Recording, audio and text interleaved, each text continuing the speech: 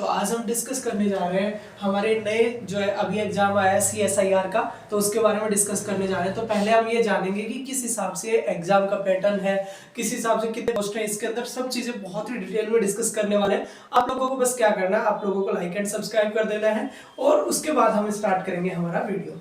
चलो तो सबसे पहले देखते हैं CSIR एग्जाम और इसके बारे में डिटेल्स के बारे में बता दूं। मैं सबसे पहले बता दूं आपको, इसका मतलब होता है council of the scientific and industrial research. तो ठीक है, तो इंडस्ट्रियल रिसर्च के बारे में इसका पेपर करवाया जाता है और इसके अंदर 2 पोस्ट पे अभी फॉर्म निकला है। पहली पोस्ट अपनी AO की और दूसरी है ASO की। ठीक है, सॉरी, पहली पोस्ट है SO की, दूसरी है ASO की। तो SO से सबऑर्डिनेट ऑफिसर्स होते हैं और ASO से असिस्टेंट सबऑर्डिनेट ऑफिसर की पोस्ट पे जाओगे। आपको बता दूं कि 74 के समथिंग पोस्ट जो है अपनी वो SO की है और ASO की आपकी 300 के समथिंग पोस्ट है और टोटल मिला के 444 के समथिंग पोस्ट है।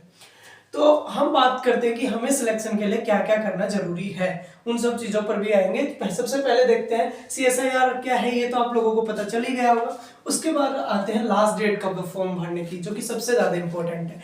तो मैं अभी बता रहा हूँ कि ये वीडियो मैंने बनाने में थोड़ी लेट कर दी है। आप लोगों को जितना जल्दी हो सके फॉर्म फिलअप कर लेना है। 12 जनवरी आपकी लास्ट डेट है।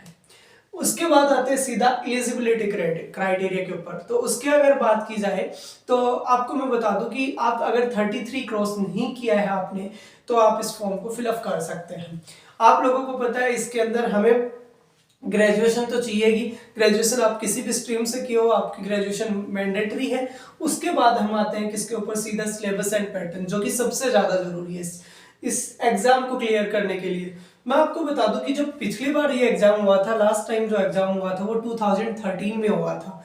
उसके बाद अब एग्जाम सीधा 10 साल बाद, मतलब यू कैन से कि 11 साल बाद 2024 में हो रहा है अभी ये एग्जाम। ठीक है, तो अब मैं आपको सबसे पहले तो इसके पैटर्न को समझो, क्योंकि सिलेबस में जाने से पहले पैटर्न का पता होना चाहिए हमें। तो पैटर्न का क्या है कि ये जो एग्जाम होने वाला है आपका, ये एग्जाम होने वाला है आपका 3 फेजेस के अंदर। 3 फेजेस हैं इस एग्जाम की। फर्स्ट फेज के अंदर क्या होगा, आपका ऑप्शनल पेपर होगा, जिसके अंदर 100 नंबर का तो आपका हिस्ट्री, पॉलिटी और ज्योग्राफी वगैरह आप ले सकते हो। मतलब नॉर्मल चीजें आएंगी, जिसमें करंट अफेयर्स भी आएगा 100 नंबर का। 50 नंबर आपके लिए इंग्लिश आएगी।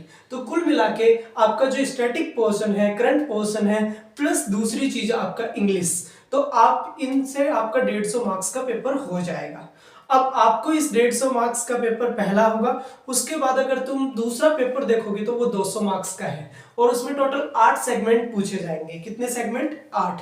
उसके अंदर आपको इंडिविजुअली एक टॉपिक से 25 क्वेश्चन पूछे जाएंगे, जिसमें आप देख सकते हो कि भाई हिस्ट्री भी होगा तुम्हारा ज्योग्राफी भी होगा, तुम्हारा इकोनॉमिक्स भी होगा, तुम्हारा एथिक्स भी होगा। अच्छे टॉपिक्स है। तो उन 8 टॉपिक से आप कहने के लिए अगर मैं बताऊं आपको, तो वो 200 मार्क्स का होने वाला है। 25 मार्क्स हर एक, मतलब 25 कह सकते हो कि 25 क्वेश्चंस आएंगे हर एक उससे। तो वो 200 मार्क्स का होगा। तो वहां से आपको करना है। और अकॉर्डिंग टू मी, जो कट ऑफ की बात की जाए तो पिछले बार जो कट ऑफ थी वो बहुत ही कम थी, 52% थी। लेकिन इस बार मैं आपको बता दूं कि कट ऑफ हाई जाने वाली है और कट ऑफ जाएगी, आई थिंक सो।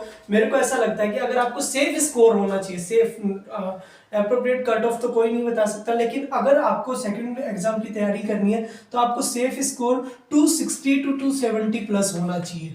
अगर आप ये कर देते हो 350 में से, क्योंकि दोनों पेपर मिला के 350 का प्री होगा, तो आप 260 प्लस 270 रहते हो, तो मतलब सेफली आप सेकंड के लिए जा रहे हो।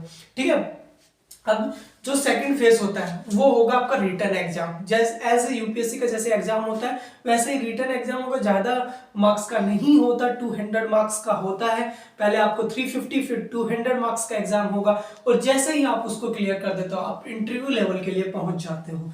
और आप इंटरव्यू के बाद सीधा डायरेक्ट क्या आएगी, आपकी ज्वाइनिंग आ जाएगी। और आपको सैलरी की अगर मैं बात कर दूं तो सैलरी दोनों ही, एक 4800 पे स्केल पे है और दूसरी 4600 पे स्केल पे है। It means you can say कि 1 लाख प्लस आपकी सैलरी होने वाली है। तो बहुत ही बेहतरीन आपकी ये जॉब है। आप CSIR का फॉर्म जरूर भरिए। अगर आप एक यूपीएससी एस्पायरेंट है तो आपके पास बहुत अच्छा मौका है। अगर आप यूपीएससी एस्पायरेंट ना भी है, अगर आप SSC बैंकिंग की तैयारी करें तो भी आपको भरना चाहिए। क्यों भरना चाहिए? इसके लिए भी भी बहुत सारे रीजन है, क्योंकि इसमें एप्टीट्यूड भी आ रही है, रीजनिंग भी आ रही है, तो बहुत सारी चीजें अगर आप 3 या 4 महीने लगकर बहुत अच्छे से प्रिपेयर कर लेते हो तो आपका भी ये अपॉर्चुनिटी बन सकती है इस जॉब में जाने के लिए, पहली बात। और इसका बहुत कम बच्चे फॉर्म भरते हैं इस जॉब का, ऑब्वियस सी बात है। एक तो फीस भी इसकी 500 रुपीज़ है, तो उसके लिए भी हो जाता है कि भाई कम लोग, फिर इसके अंदर इंटरव्यू भी है,